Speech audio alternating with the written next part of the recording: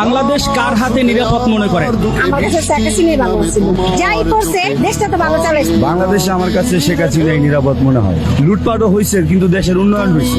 17 বছর আগে আপনি দেখেন কি ছিল আর এখন ঢাকা শহর দেখেন, কিন্তু দেশের অনেক উন্নয়ন হয়েছে। আওয়ামী লীগ সরকার তো ভালো খাইতে পারছে, আমরা খাইতে পারতাছি না। আমরা শেখ হাসিনার হাতেই বাংলাদেশ নিরাপদ। বাংলাদেশ কার হাতে নিরাপদ মনে করেন? শেখ হাসিনার কাছে। সাবেক প্রধানমন্ত্রী শেখ হাসিনা উন্নয়ন করছে ভালো, আবার নিরাপত্তা দিচ্ছে ভালো, এই জন্য তাকে প্রয়োজন দেশে।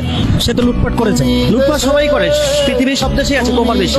এই মুহূর্তে বাংলাদেশ কার হাতে নিরাপদ মনে করেন? আমি মনে করি শেখ হাসিনার কাছে নিরাপদ। সে তো দেশের অনেক উন্নতি করছে, এই রাস্তাঘাট, ব্রিজ, কালকারখানা, আবার সবই শেখ হাসিনা। লুটপাটও তো করেছে। সে লুটপাট করে কাজ করছে, আর বর্তমান যারা আছে এরা তো শুধু লুটপাটের ধান্দায় আছে, আর তো কাজের ধান্দায় নাই রে ভাই। ভাই আমরা রোডে গাড়ি চালা খাই, আমাদের আগের সরকারই ভালো ছিল, আওয়ামী লীগ সরকার। নির্বাচন দরকার, এই সরকারের হাতে নিরাপদ না। এই মুহূর্তে বাংলাদেশ কার হাতে নিরাপদ মনে করেন? শেখ হাসিনার দরকার, সেই ভালো ছিল। তার দল তো লুটপাট করেছে। কে বলছে এটা ভুয়া কথা? এখন লুটুর বেশি হইতেছে। জয় বাংলা, শেখ হাসিনার দরকার। সুৎকুর চাই না, সুৎকুর। তিনি ষোলো সুৎকুর, ওরে চাই না।